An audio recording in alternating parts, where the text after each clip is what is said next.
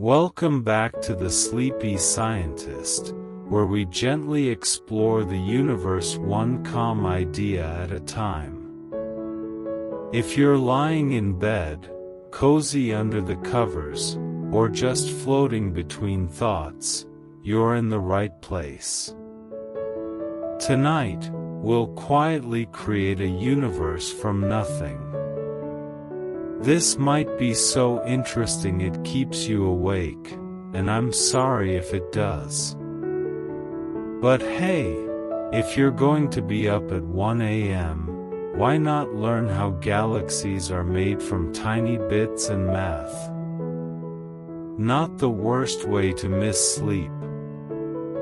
If you like calm, curious videos like this, tap like and subscribe gently. It helps other sleepy minds find this place.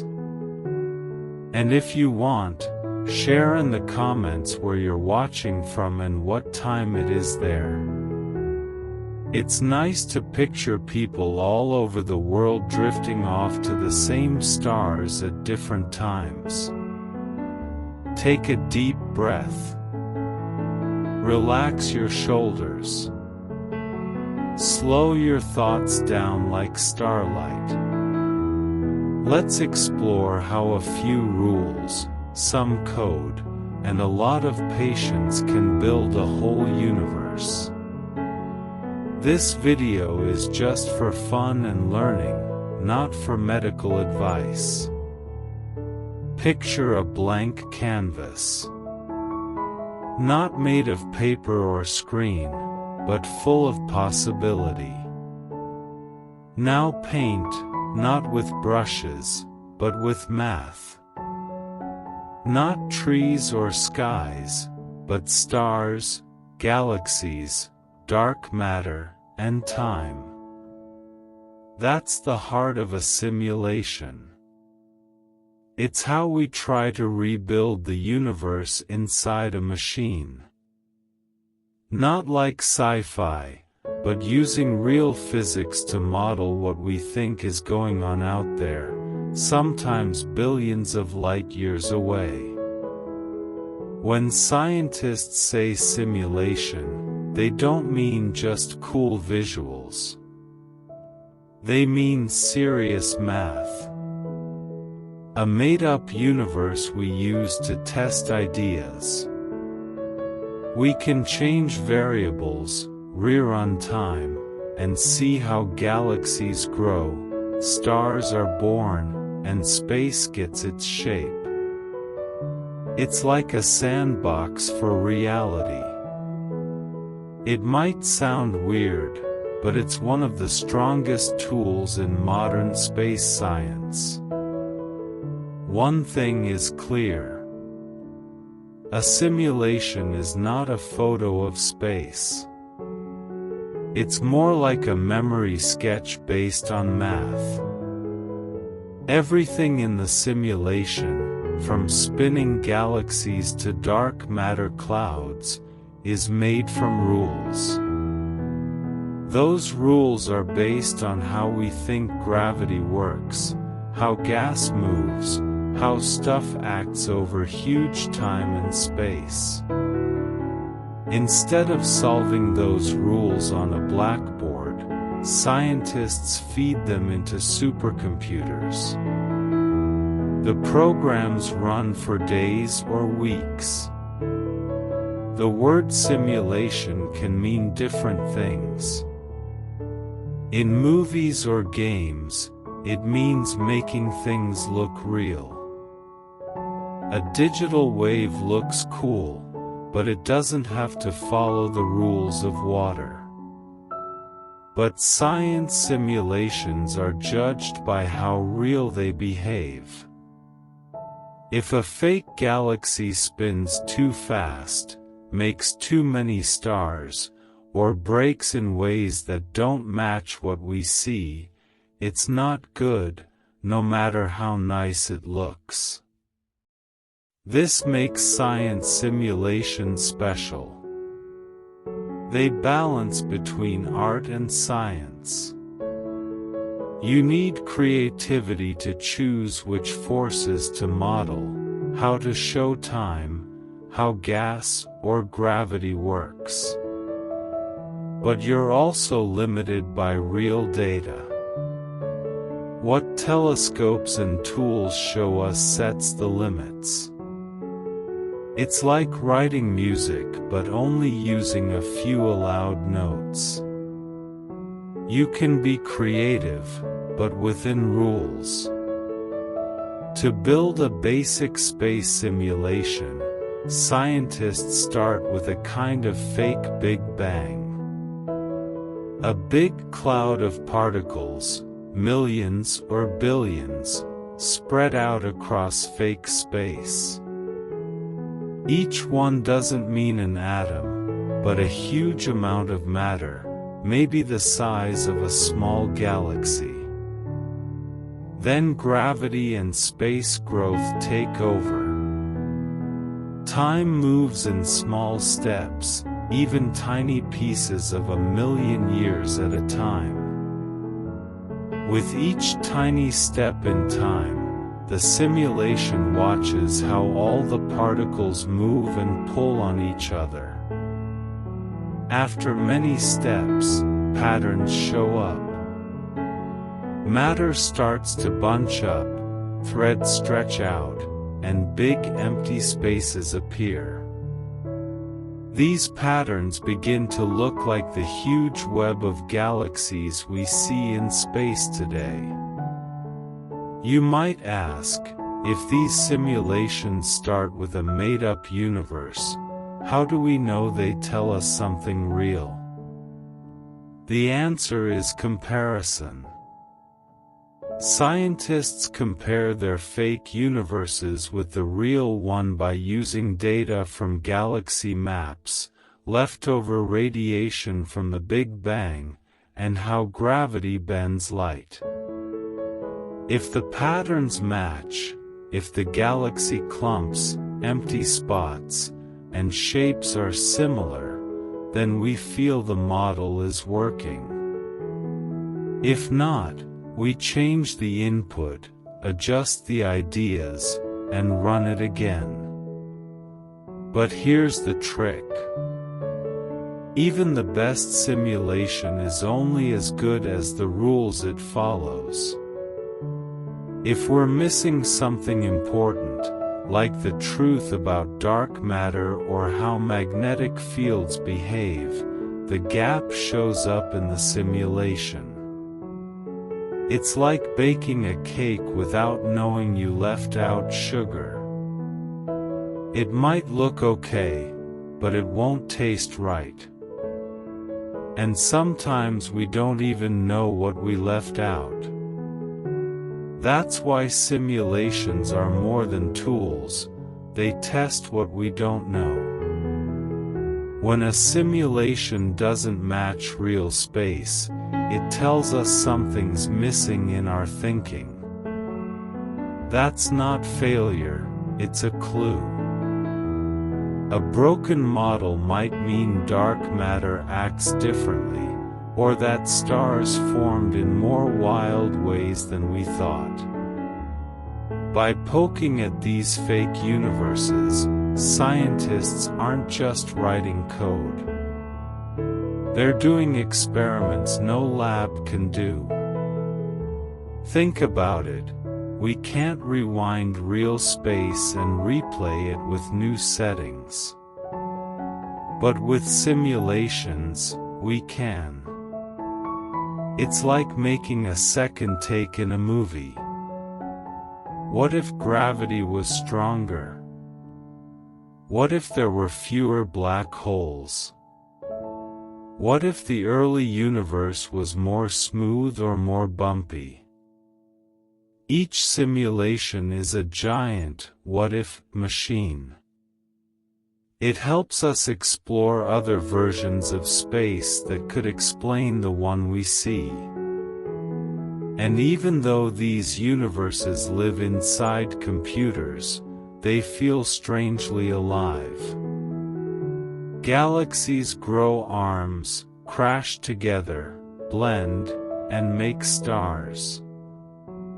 They change in ways we didn't expect. When scientists watch them, they're not just looking at dots.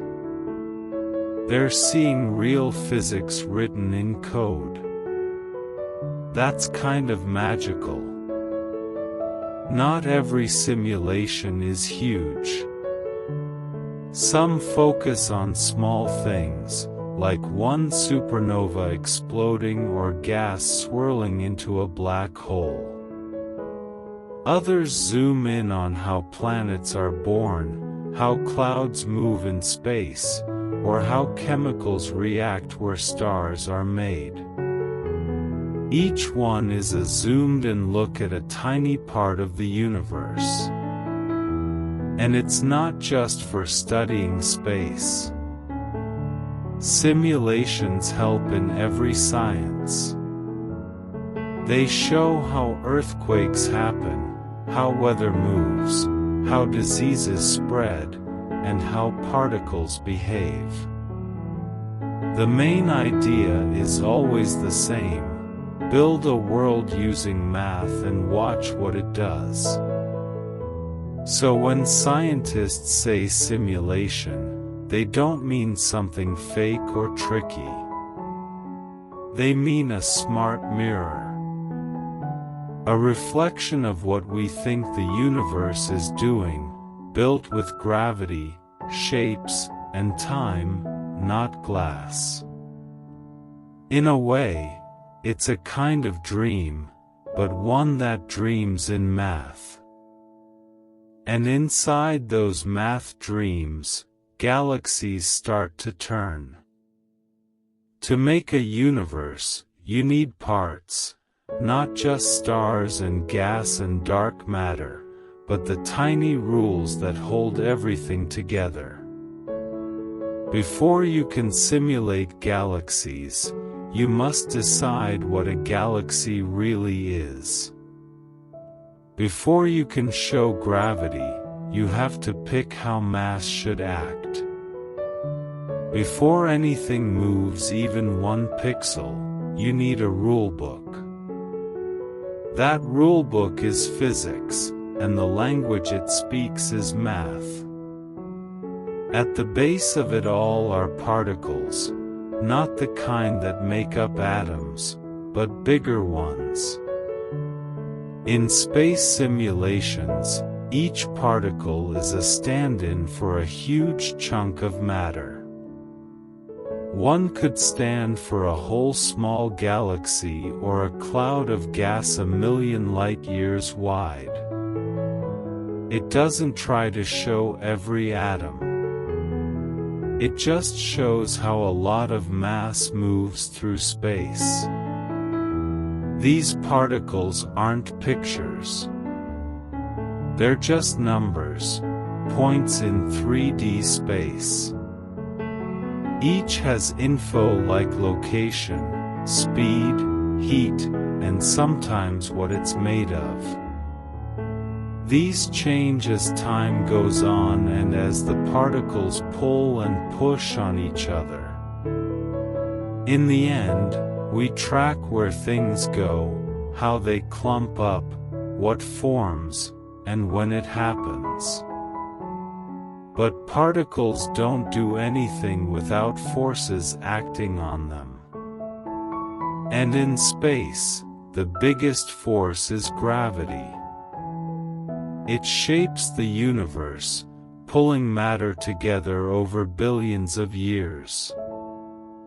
It makes galaxies, smashes clusters, and helps dark matter form a skeleton that holds everything in place. In simulations, gravity is usually shown using Newton's laws. Sometimes they use Einstein's gravity, but that's harder to compute. Most of the time, they use Newton's idea that the force between two things depends on their mass and the distance between them. That sounds easy, but when you have billions of particles, it's a math nightmare. Simulations use tricks to speed it up. One trick is the tree algorithm. Instead of calculating every particle one by one, it groups faraway ones and treats them like one big blob. That saves time and still keeps things accurate where it matters. Then there's electromagnetism. It's not as big as gravity on huge scales, but it's super important for how gas acts. Hot gas gives off light, cools down, and collapses. Magnetic fields guide particles, help form stars, and stir up clouds. In big galaxy simulations, electromagnetism is often made simple. But in smaller, zoomed-in ones, it becomes key. Simulations show gas flowing, cooling, and squeezing under pressure. Stars form like sparks from a glowing ember. Another key part is fluid physics, or hydrodynamics. In space, gas moves like a fluid, especially when it's hot or falling into gravity wells. Simulations use special math to show fluid motion, how waves crash, pressure grows, and chaos spreads.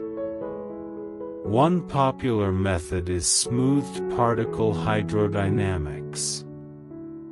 It treats gas like a group of fluid-like particles and blends their properties together. It's a smart way to handle messy flows without needing too many rules. Let's not forget dark matter. We can't see it or touch it, and it gives off no light, but it makes up most of the universe's mass. In simulations, dark matter is its own kind of particle, only affected by gravity. Since it doesn't react to light or magnetism, dark matter particles pass through each other like ghosts. Still, they bunch up under gravity, forming big halos that become anchors for galaxies and clusters. Dark energy is more subtle. It's not shown with particles, but by changing how fast space expands. Simulations adjust settings to show how space stretches over time. That changes how fast things form and how spread out the universe gets. Now, all these particles, forces, and energy need a structure. That's where math comes in. Every force and effect is written as equations that the computer solves step by step. These aren't simple formulas. They're complex, sometimes unstable equations that show how things move, heat up, cool down, clump together, or spread apart. Time in a simulation is sliced into tiny pieces, little ticks of a cosmic clock. The computer updates the whole universe at each step. Picking the right step size is a big deal. If the steps are too big, things get messy. Too small, and it takes forever. Scientists spend a lot of time fine-tuning this so things stay accurate and efficient. Beneath it all are nature's constants, the speed of light, gravity's strength, Planck's constant, and others. These numbers shape how energy moves, how mass bends space, and how particles act. They're the knobs that control the universe. Even with all this setup, some things are still guessed. No simulation is perfect. Some stuff, like the wild behavior inside a star or the mess in a galaxy center, is too complex to model directly. So simulations use stand-ins called subgrid models. For example, instead of showing every exploding star, it might just add a fixed burst of energy when conditions are right. It's like sketching with shorthand instead of painting every line. These subgrid rules need to match real data, and small tweaks can change everything. Modeling gravity is one thing. Modeling the dance of light, gas, chemistry, and magnetic forces in a galaxy's heart is another. Still, with all their complexity, simulations boil down to just a few ideas: particles with mass and energy, forces that link them, equations that guide change, and time pushing everything forward. It all sounds like abstract math until you see the results. Then suddenly, from these cold numbers, a universe starts to grow. Galaxies twist, clusters smash together, dark spaces deepen, and from the code, something real begins to form. A universe not made of stars and atoms, but of logic. It's a quiet miracle, not a universe made by a god, but by understanding. A simulation isn't copying reality. It shows how well we understand it. And while it may not catch every detail, it shows how far we've come using just rules and math to build something like a cosmos. Not long ago, the idea of simulating a whole universe felt like science fiction. Computers were big, slow, and weak. But curiosity moves faster than technology. In the mid-1900s, a few bold scientists asked a huge question: what if we could model the universe's shape with a computer? They didn't mean 3D graphics or space movies. They meant something simpler, just numbers on a grid. They wanted to take gravity's equations and see what would happen if you played them out in code. It was like building a sandcastle with only a spoon and a spreadsheet. But the dream was there. In the 1960s, scientists first tried to simulate how galaxies clump under gravity. They could only use a few particles, maybe 10 at most. Today that sounds silly, but it was huge at the time. For the first time, you could watch gravity work, not just as math, but as motion on a screen. It was basic, but powerful. By the 1970s, computers had just enough power for bigger ideas. Scientists began N-body simulations, models where each particle pulls on every other one. The N just means how many particles are in the mix. Even using just a few hundred particles, they saw something amazing. Matter doesn't stay smooth. Over time, gravity pulls it into lumps, strands, and holes. Even with simple math, the universe starts to shape itself. These early tests didn't have gas, stars, or dark energy, just gravity. But they hinted that maybe space could organize itself from simple rules. Then came the idea of using grids. To model bigger parts of space, scientists needed a way to organize their math. One method was to split space into cubes, like stacking invisible boxes, and calculate how matter moves between them over time. These grid models were stiffer than particles, but they helped solve fluid equations faster. Gas flows through space, expands, and cools. Grids gave it a place to move. In the 1980s, simulations grew in size and power. Scientists started mixing grids for gas with gravity models for dark matter. These mixed systems could simulate both invisible and normal matter. They were simple by today's standards, but they showed something stunning.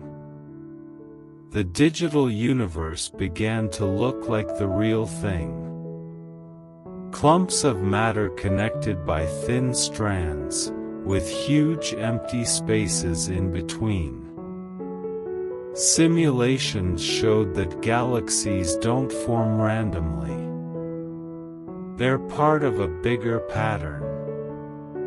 The universe wasn't just expanding, it was shaping itself. But something was missing. To simulate how things form, scientists needed dark matter. At the time, dark matter was still a mystery. Galaxies spun too fast to be held together by just what we could see. Something invisible was adding gravity. That was dark matter, something we can't see or touch, but that pulls on everything with its mass. Once dark matter was added to the mix, things changed fast. It behaves differently. It doesn't become stars or shine. It just floats and clumps, only moved by gravity. In the simulations, it formed big halos, balls of dark matter where galaxies would grow. Galaxies form inside these halos like pearls in invisible shells. This changed everything. It gave simulations a backbone. Something to hang galaxies on. As computers got better in the 1990s, simulations got bigger. Now they could use millions, even billions of particles. These particles stood for both gas and dark matter, letting scientists study how they interact. The results were amazing.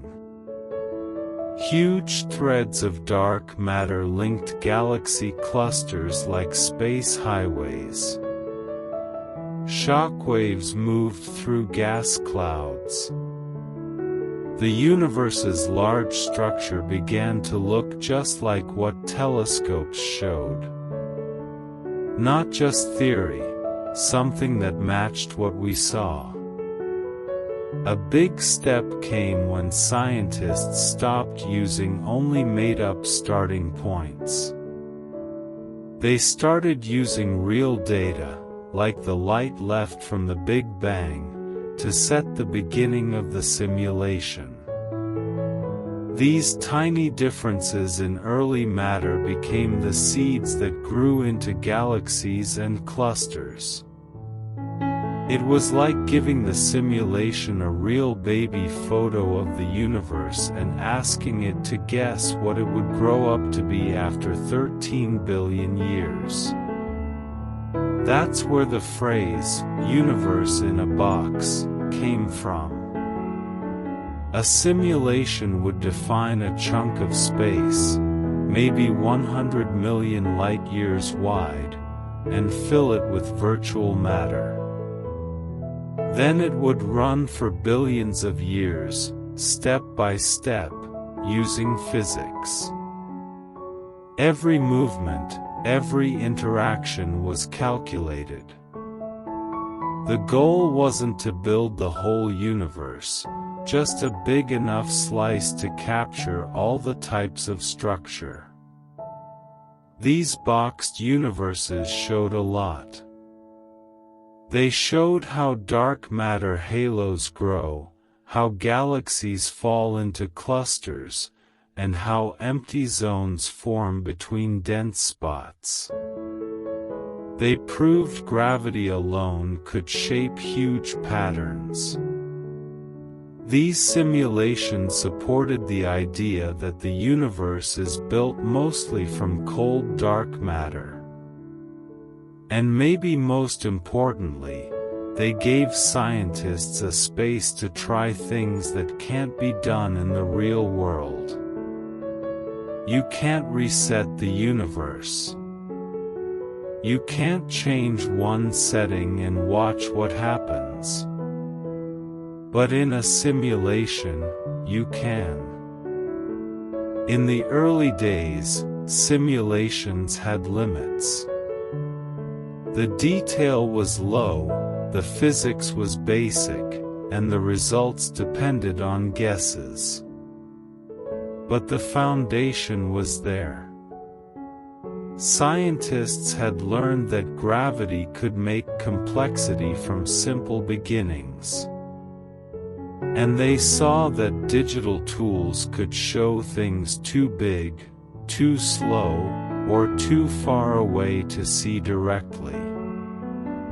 What started as a few dots on an old screen had turned into something powerful, a new way to understand the universe.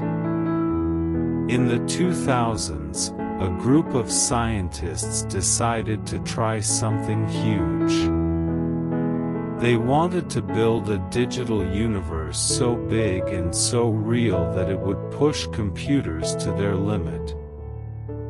This wasn't a movie plot or a tiny lab project. It was real, and it became one of the most important simulations ever made. It was called the Millennium Simulation. The goal was to model the entire visible universe, not perfectly, but in amazing detail for its time. It ran in 2005 at the Max Planck Institute in Germany. The simulation followed how space evolved from 400,000 years after the Big Bang to now. That's more than 13 billion years of change, packed into one giant model. They used 10 billion fake particles to stand in for dark matter. These mapped out a chunk of space 2 billion light-years wide. That's about 1/15 of the observable universe. Picture simulating a box of space with tens of millions of galaxies inside, each moving and forming over time, all ruled by gravity. It was like simulating Earth's weather, but over billions of years for the whole sky. And the Millennium Simulation pulled it off. The Millennium Simulation didn't show stars or galaxies directly. It focused on dark matter, how it clumped and pulled things together. But from that pattern, scientists could guess where galaxies would form. They added rules to link galaxy formation to the dark matter halos. That let them fill in the map with galaxy shapes, sizes, and histories. What made it special wasn't just size. It was how well it matched real data. When they compared the simulation to galaxy surveys, the patterns lined up. Where the real universe showed clumps and strands, the simulation did too. It helped confirm the idea that dark matter forms the skeleton of space. After that, other teams built on the idea. They added more forces: gas physics, star formation, supernova explosions, and black holes. They didn't just model dark matter. They started simulating light, heat, and chaos. These new simulations could show how stars are born, how galaxies grow arms, and how black holes explode with energy. They even included how gas heats up, cools down, and gets kicked around by stars. One famous project was illustrious.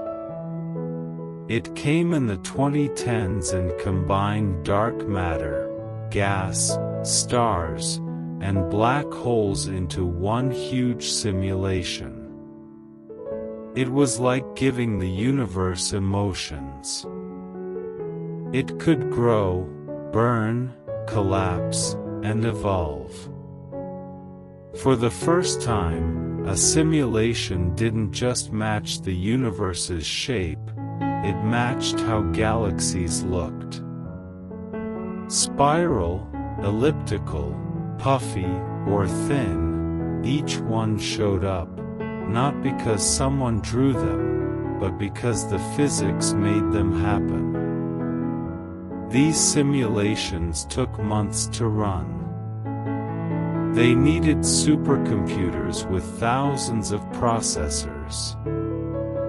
But the result was a fake universe so real it could be mistaken for a telescope image. And it wasn't just pretty. Scientists used it to test theories.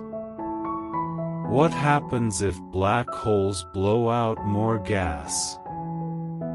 What if stars form faster? Change a setting, run the code, and compare the results to the sky. It became a way to ask the universe questions, and get answers back.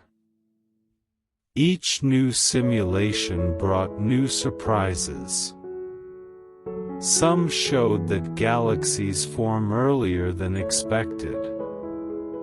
Others revealed that black holes might play a bigger role than we thought, blowing away gas and stopping stars from forming. Simulations also helped solve old mysteries, like why the universe has so many small galaxies but not as many bright ones. The answer? Many little galaxies lose their gas early or never form stars at all. Black holes, supernova blasts, and heat from the early universe can stop star-making before it starts. These tiny dark galaxies might be there, just too faint to see. And simulations predicted that. Scientists began to treat simulations like laboratories. They ran them over and over, testing different physics. They added magnetic fields, cosmic rays, and even radiation from stars. Each added layer brought the fake universe closer to the real one. Some simulations focused on small spaces, a single galaxy or even a cloud. Others stayed big, watching how clusters form across billions of light years. And with more detail came better predictions. Simulations showed that galaxies aren't lonely. They live in webs, connected by thin streams of gas. These streams feed galaxies, help form stars, and create structure. Without them, galaxies run out of fuel. These ideas came straight from the code, patterns nobody expected until they showed up in the math. And once we knew to look, telescopes started to find signs that those streams were real. Simulations weren't just copying space. They were guiding discovery. As simulations improved, scientists began to use them for something even more ambitious: building virtual skies. These weren't just maps of space. They were digital versions of what telescopes would actually see. Light, color, brightness, and distance were all added to make fake surveys. The goal was to prepare for real sky missions. If you know what to expect, you can plan better. You can train software to find galaxies or spot strange things faster. Projects like the Vera Rubin Observatory and the Euclid Space Telescope now use simulations this way. They run virtual tests first, like a dress rehearsal for the sky. These fake skies help find weak spots in tools, check the math, and tune the search for real discoveries. It's like flying a space mission in a simulator before launching for real. And the results save time, money, and effort. But the most exciting part is what happens when a real survey finds something weird, something the simulation didn't expect. That means we're missing something. It's like the universe leaving clues. These mismatches push science forward. They show where our ideas break, and that's good. Simulations also help in places you might not think about. Like understanding gravitational waves, those ripples in spacetime. Or showing how light bends around black holes. Or even helping design spacecraft routes through tricky gravity fields. Behind the scenes, simulations are everywhere. They don't just model galaxies, they guide real missions, shape telescope designs, and even train AI systems to explore better. As the universe becomes more complex in our minds, simulations are the maps we use to move forward. They're not perfect, but they're powerful. The future of simulations is even bigger.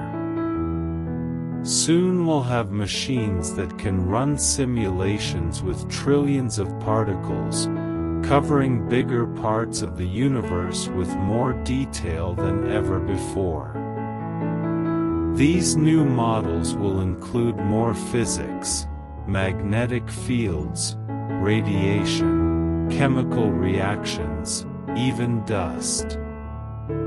We'll go from seeing just galaxies to tracking stars, clouds, and planets. It won't just be about where things are, but how they look and feel.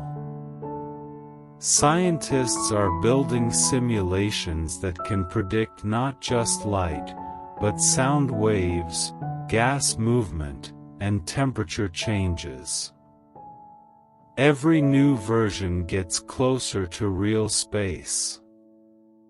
We'll soon be able to zoom in from the scale of the whole universe down to a single star forming in a cloud.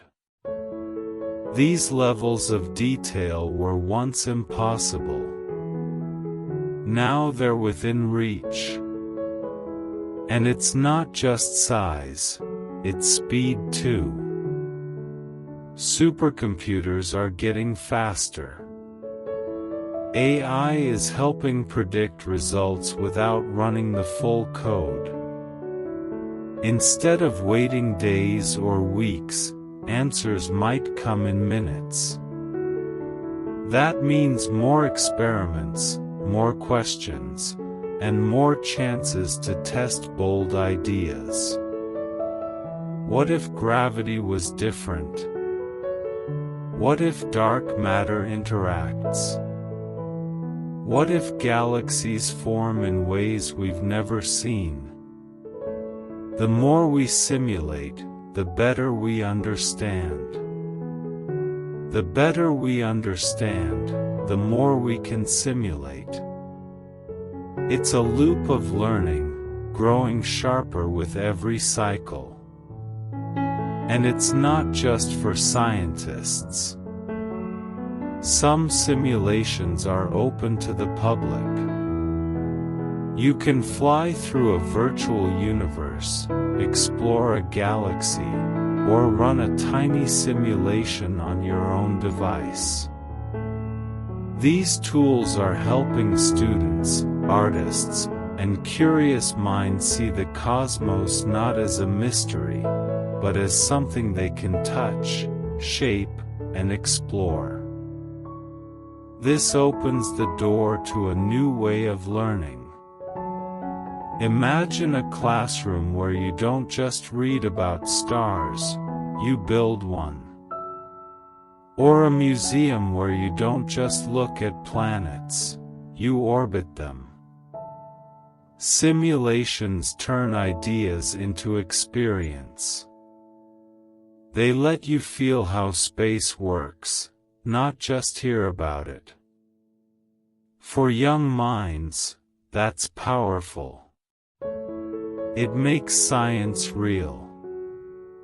It sparks questions. And once you start asking, the universe gets even bigger.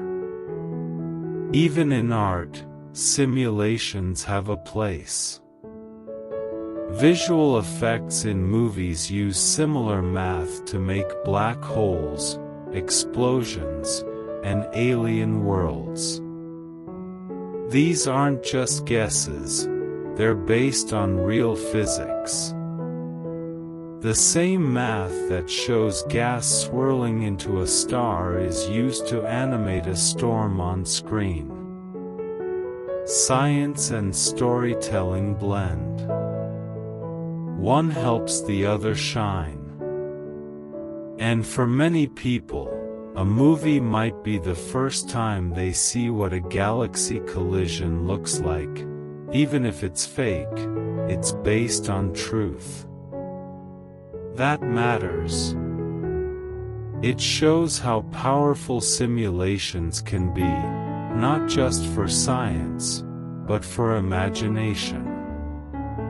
They help us tell better stories about space, and about ourselves. And as tools grow more advanced, simulations might do even more. They could help plan future space missions, build better telescopes, or even model Earth-like planets in other systems. We might one day simulate a full alien world, with weather, oceans, and seasons, just to study how life might form. All from code. All from rules. And maybe, just maybe, these simulations will help us spot the real thing when it appears in the sky. Simulations also help us face big questions. Like where the universe came from, what it's made of, and where it's going. These aren't just ideas for books or late-night thoughts. They're questions science is trying to answer. And simulations are part of that search. By running different versions of the universe, we test our theories. We look for patterns. We check what matches what we see. If a simulation gives results that don't fit real space, then something's off in the theory. Maybe dark energy acts in a new way. Maybe gravity changes over time. Maybe there's a force we haven't found yet. These questions are hard to test in the lab. We can't build a galaxy.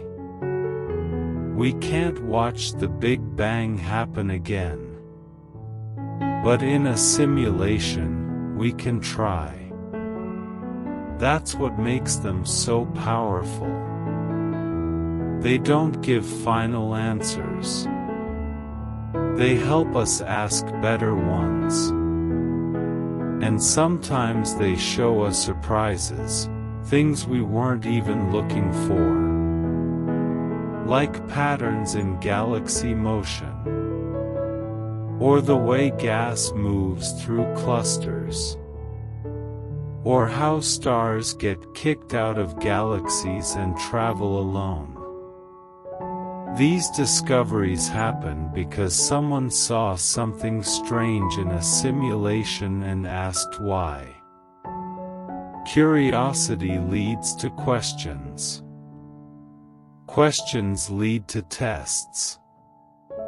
And sometimes, that leads to new science. Even when a simulation is wrong, it helps. A bad result shows where the model fails. That tells us where our knowledge ends. It's like a flashlight showing where the darkness begins. And from there, we learn more.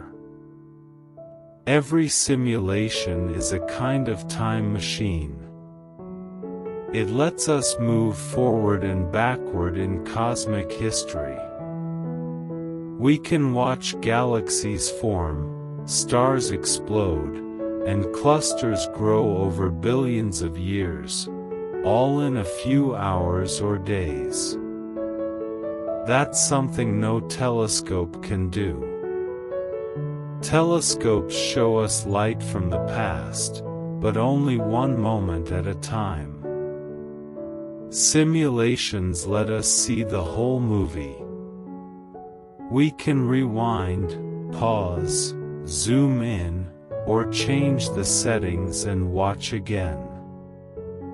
This helps scientists learn not just what happened, but how and why. It's like watching a forest grow, not just seeing one tree. With simulations, we can test how things work together. What happens if a galaxy falls into a bigger one? How does that change star birth or black hole growth? What if a stream of gas hits from the side? Simulations show cause and effect. And they help spot things we might miss. In the real sky, some things are hard to see. Dust blocks light. Distance makes things faint. But in a simulation, we see everything, every particle, every force, every change. That gives a full picture. And it helps train our eyes for real space. Scientists use simulations to teach AI how to find patterns, classify galaxies, or flag weird things. These systems learn from fake data before working on real images. It's like teaching a pilot in a flight sim before sending them to the sky. Simulations make that possible. And as they improve, so do our tools, our skills, and our ideas. Simulations aren't perfect. They're only as good as the rules and guesses we put into them. If the physics is wrong, the result will be too. But that's okay. Because failure is part of learning. When a simulation doesn't match what we see in space, it shows us something's missing. Maybe we forgot a force. Maybe a rule is too simple. Maybe we just don't understand a part of the universe yet. That's not a mistake, it's a message. It tells scientists where to look next, where to improve, where to dig deeper. Some of the biggest discoveries in science came from things not working the way we thought they should. Simulations are like science experiments that never sleep. You can run hundreds of them, change one small thing each time, and watch what happens. That's powerful. In the real world, we can't build 100 universes. But with code, we kind of can. And that gives us a way to test big questions without waiting for nature to show us. Simulations don't replace real data. They work with it. Each one helps explain the other. Observations show us what is. Simulations test what could be. Together, they tell a full story. A simulation might guess how a galaxy formed. Then a telescope finds one just like it. That confirms the model. Or it finds something totally different. That tells us the model needs work. Both outcomes are helpful. Both move us forward. That's why simulations matter. Behind every great simulation is a team of scientists, programmers, and thinkers working together. It takes planning, coding, testing, and a lot of waiting. Some simulations run for days, weeks, even months. The machines doing the work are powerful, supercomputers with thousands of cores working at once. These aren't your regular laptops. They're giant clusters built to solve big problems fast. And they still struggle with the scale of the universe. That's how big and complex space is. Every particle tracked, every force calculated, every step in time logged. It's all part of the process. Scientists have to check everything. Is the math right? Is the output stable? Are the results real or just noise? It's like tuning a huge orchestra where every instrument must play in sync. If one thing is off, the whole picture changes. Even the tiniest mistake in a code line can make galaxies vanish or form too fast. That's why simulations are double-checked, peer-reviewed, and tested again and again. The goal isn't to impress. It's to understand. It's to build a model of the universe that behaves like the real one, even if we can't see every part. The people behind these simulations don't just run code. They ask hard questions. What's missing? What's wrong? What's next? And slowly, they help build a clearer picture of the cosmos. One frame, one step, one universe at a time. You might wonder, why does this all matter? Why build fake universes, test made-up rules, and watch pixels move on a screen?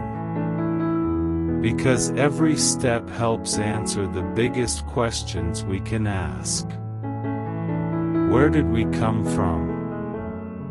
How did the universe get here? Why does it look the way it does? Simulations don't give final answers, but they help narrow things down. They let us test ideas too big for labs and too slow for lifetimes. The universe is always changing, but so slowly we can't watch it happen.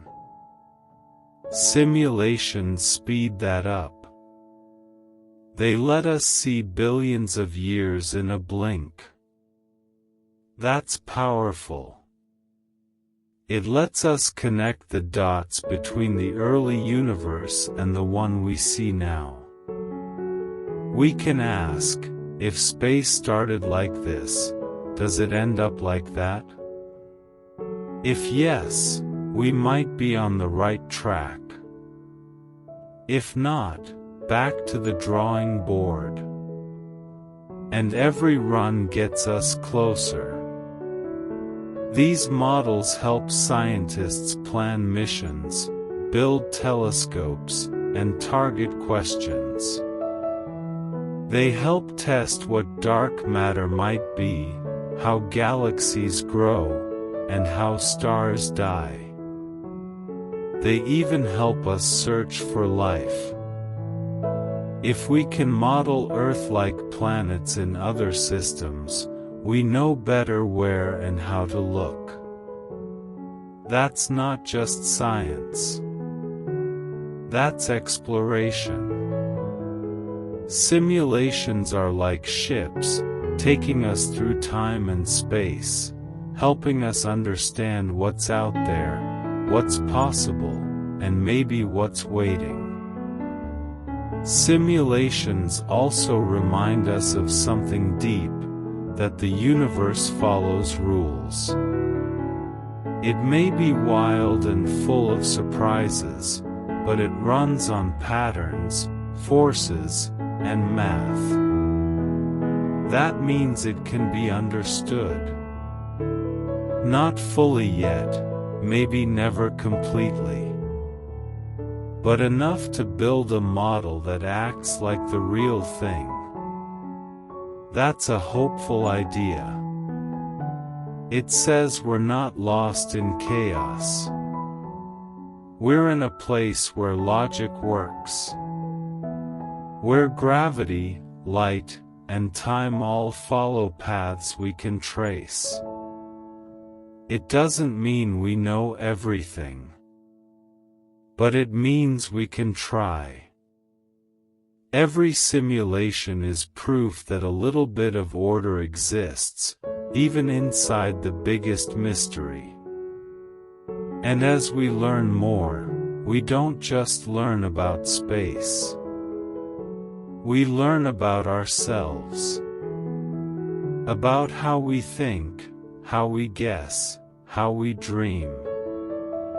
To build a universe in a machine is to ask, what matters most? What do we include?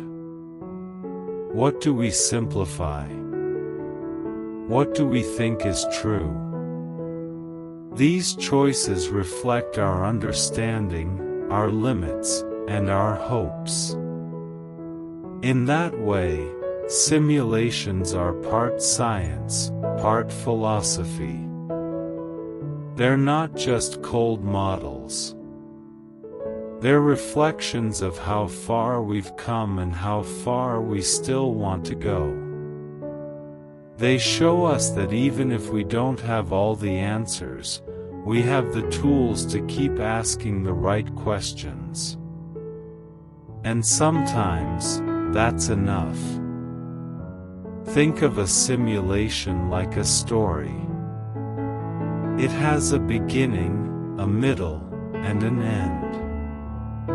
It starts with a spark, maybe a big bang or a cloud of gas. Then it unfolds. Stars are born.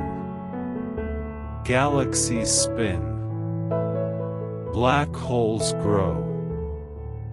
The story changes over time, shaped by rules, forces, and chance. And in the end, the simulation tells us something. Maybe it matches what we see in space. Maybe it doesn't. Either way, we learn. That's the power of a good story. It teaches, it surprises, it sticks with you. Simulations tell stories on a grand scale. Bigger than cities or countries. Bigger than Earth. These stories stretch across billions of light years and billions of years.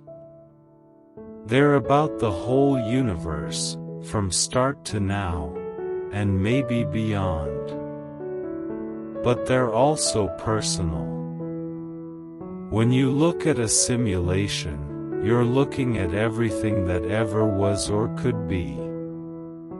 You're seeing how matter moves, how stars shine, how time flows. You're part of that. Because the atoms in your body followed the same rules. You're made from the same dust that moves in those fake galaxies. Simulations aren't separate from us. They're mirrors. They show us where we came from, what we're made of, and how we fit into the bigger picture. That connection is more than science. It's meaning. Simulations also teach patience. Building a fake universe doesn't happen fast. It takes years of work, coding, checking, fixing, and running. Sometimes it crashes. Sometimes the results don't make sense. But with every try, the picture gets clearer. That's true for science, and it's true for life. You don't always get answers right away. You test, you learn, you try again. In that way, simulations feel human. They're full of effort, hope, and learning from mistakes. And when they work, when a galaxy spins just right or a pattern matches real space, it feels like magic. But it's not magic. It's math. It's logic. It's the reward for staying curious. The people behind these simulations don't do it for fame. They do it to understand, to connect dots, to bring the farthest parts of the universe a little closer. And that's something we can all share. You don't need to be a scientist to wonder about space. You just need to look up and ask, how? That question is where every simulation begins. It's where discovery starts. And it's where wonder lives. Even though simulations are built from code, they still feel alive.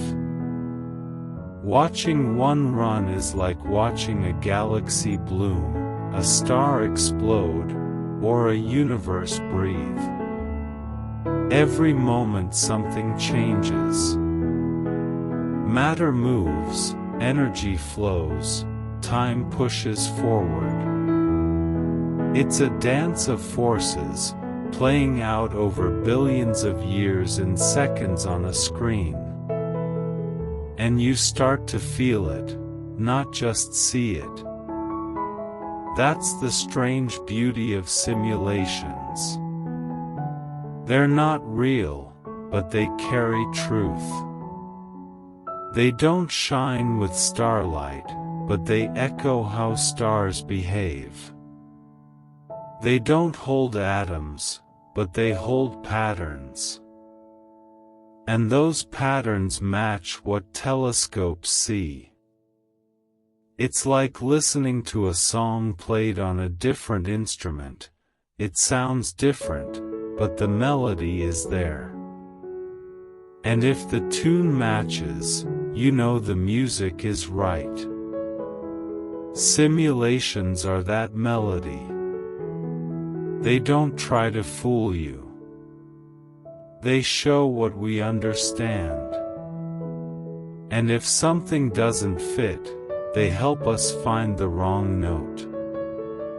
They point to gaps in our thinking. They show us where to look deeper.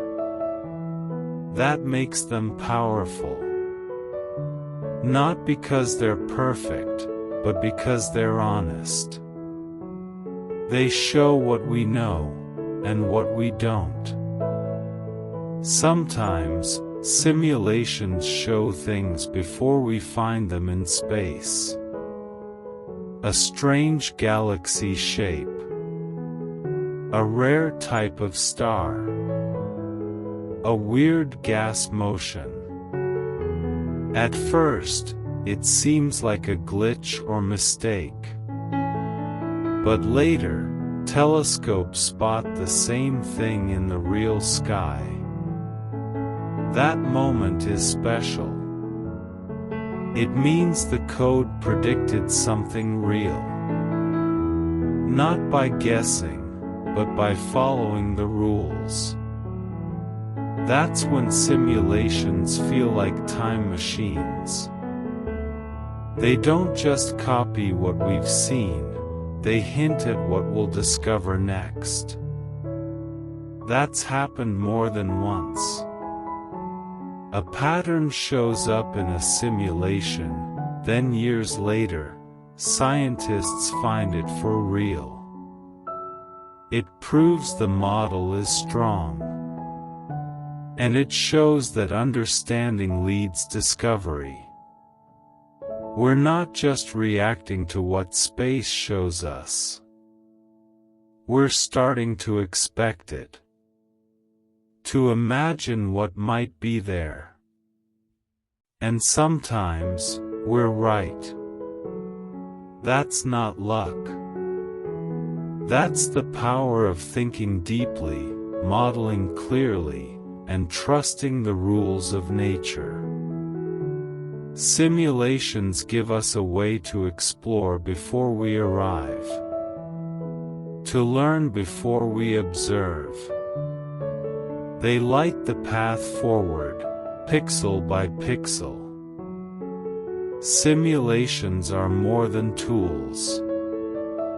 They're bridges. They connect ideas to images, math to motion, thoughts to the stars.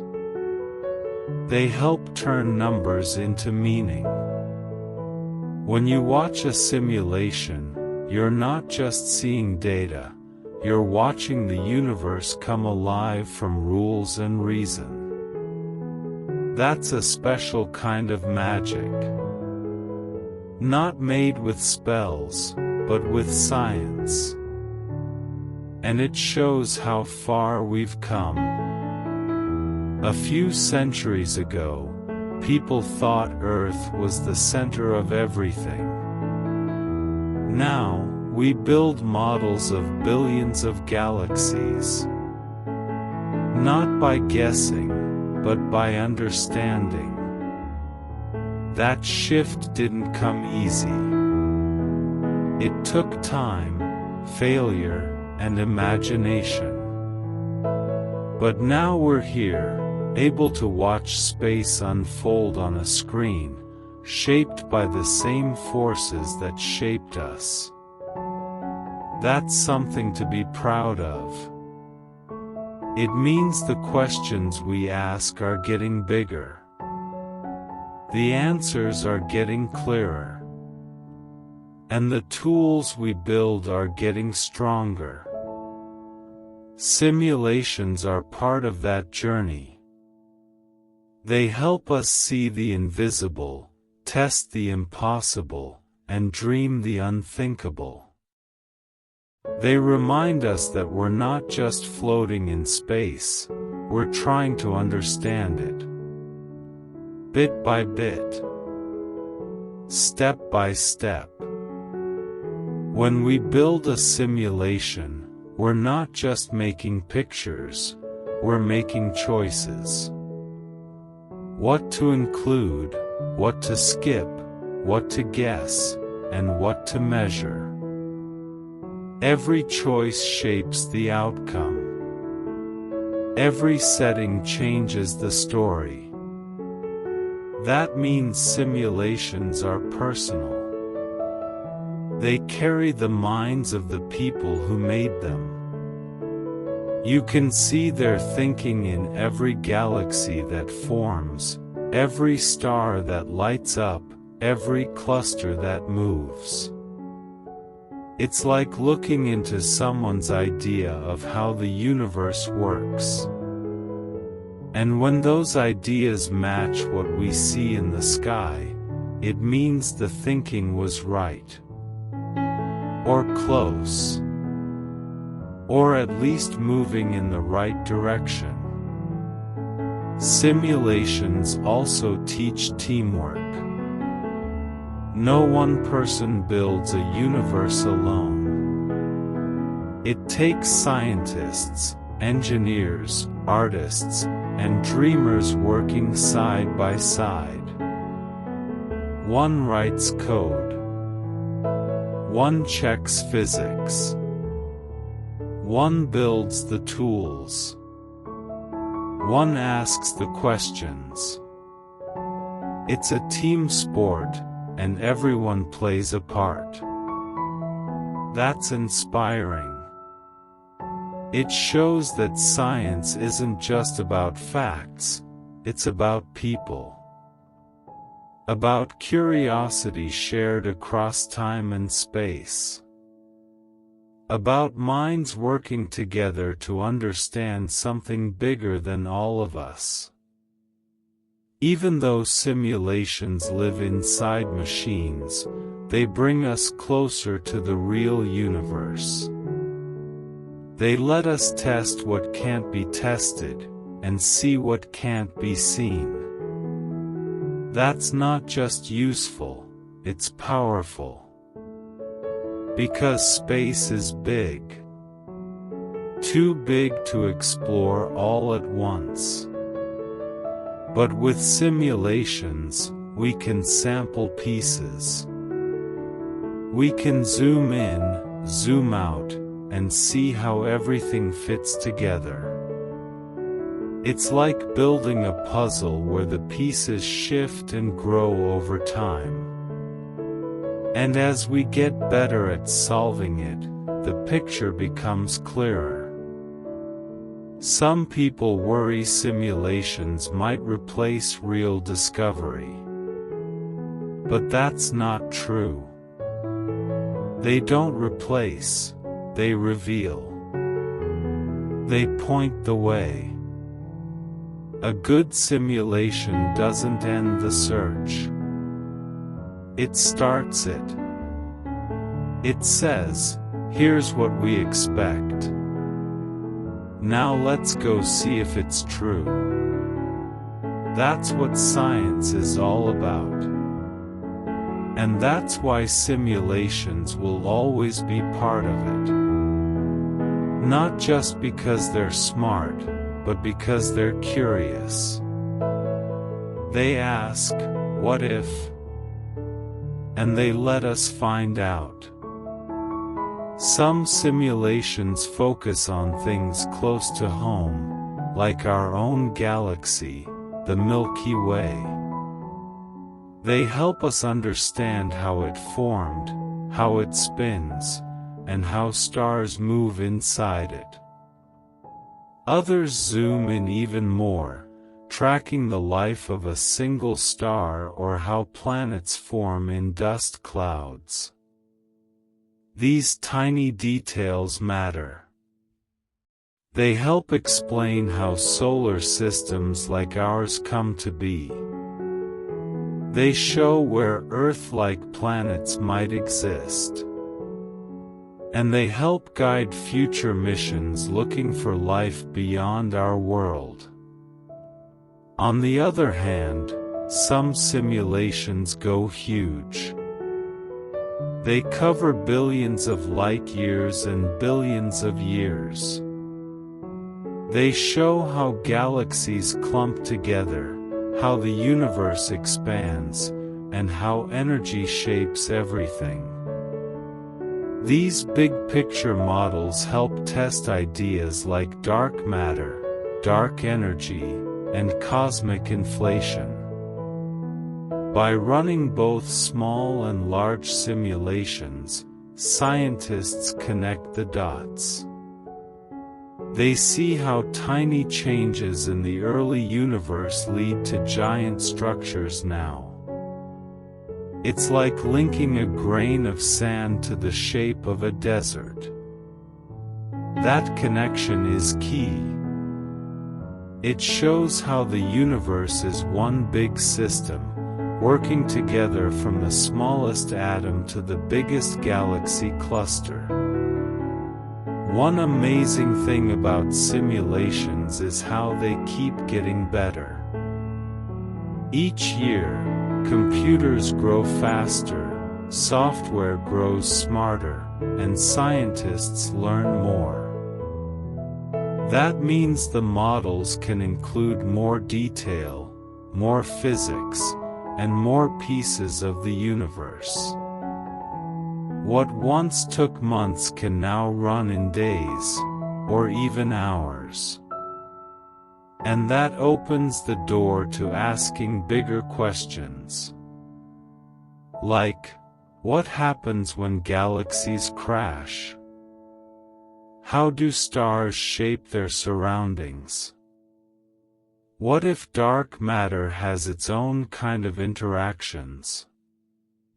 These aren't just wild guesses, they're testable. Simulations make them real. They let us try things safely, over and over, without risking anything but time. That freedom is powerful. It means science doesn't have to wait for nature. We can explore ideas ahead of the evidence.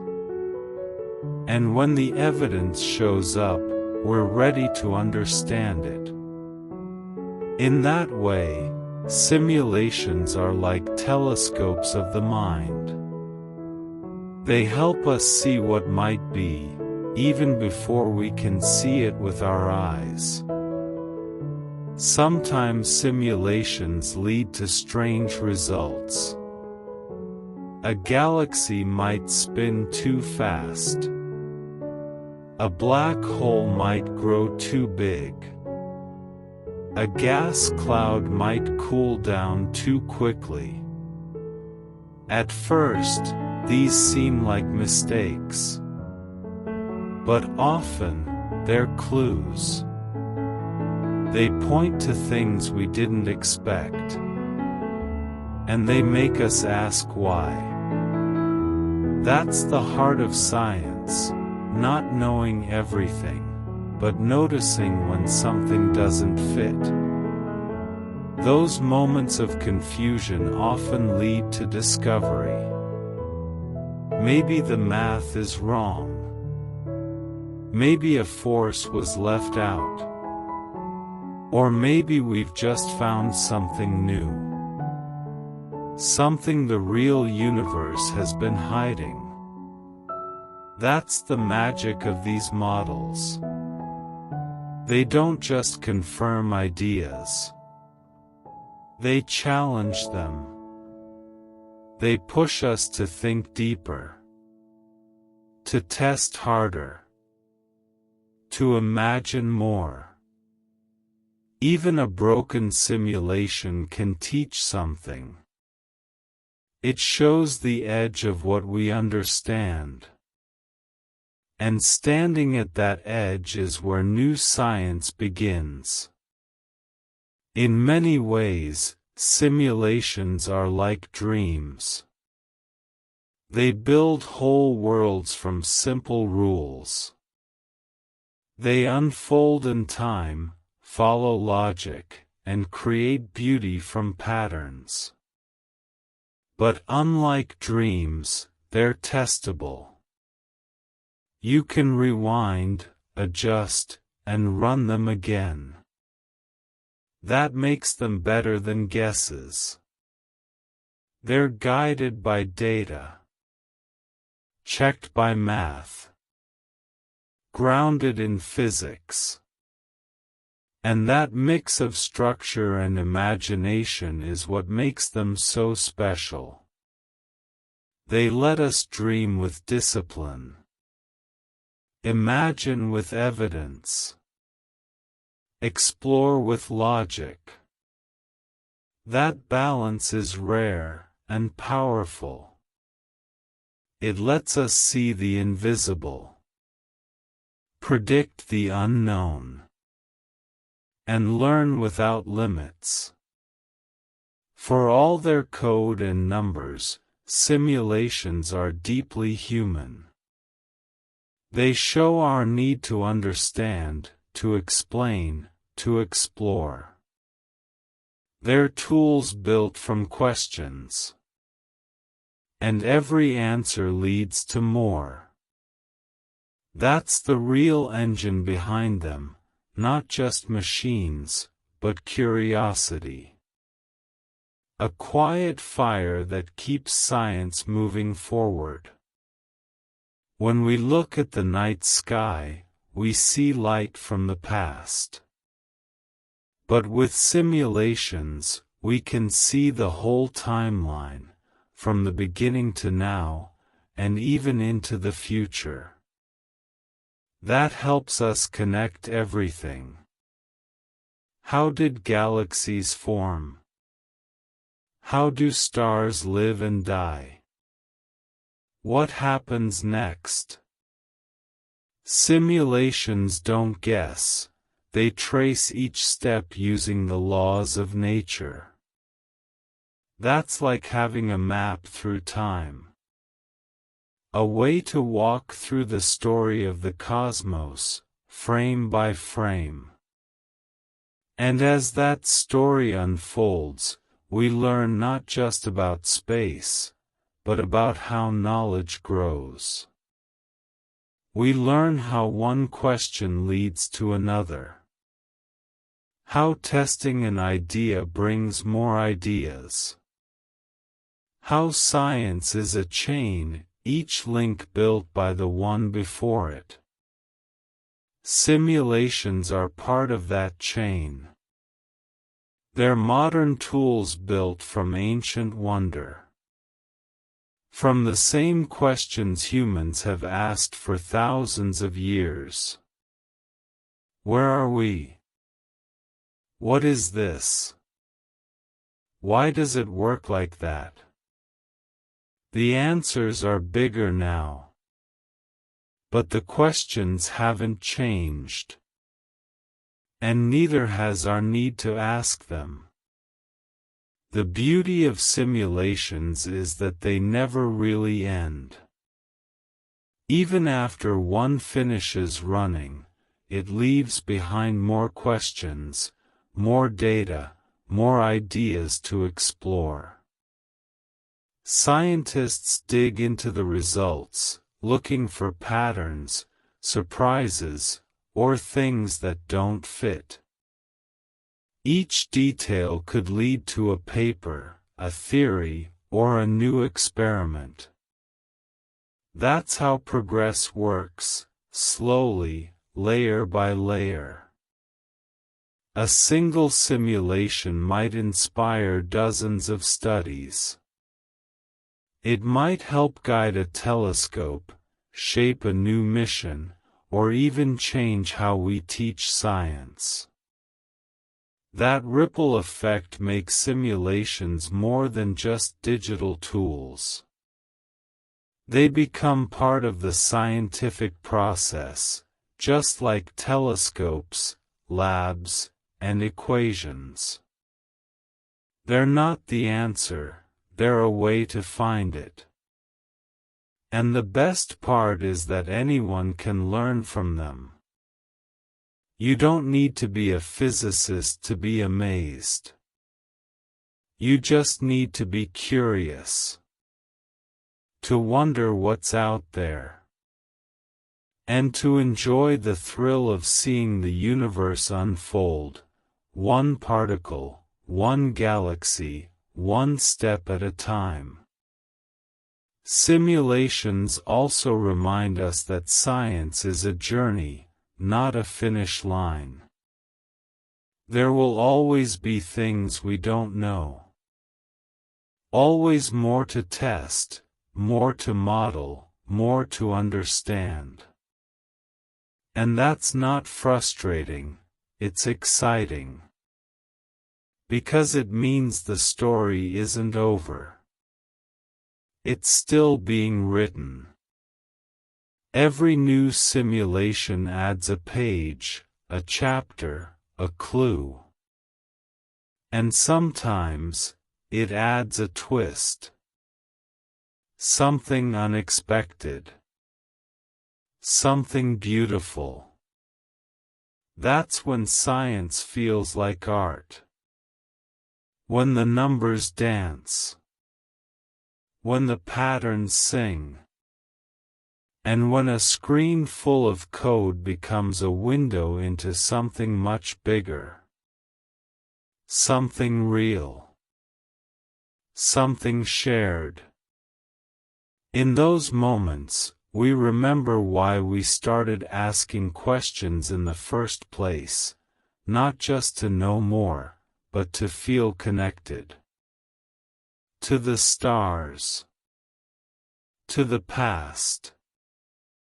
To each other. Simulations don't just build universes. They build understanding. And understanding builds meaning.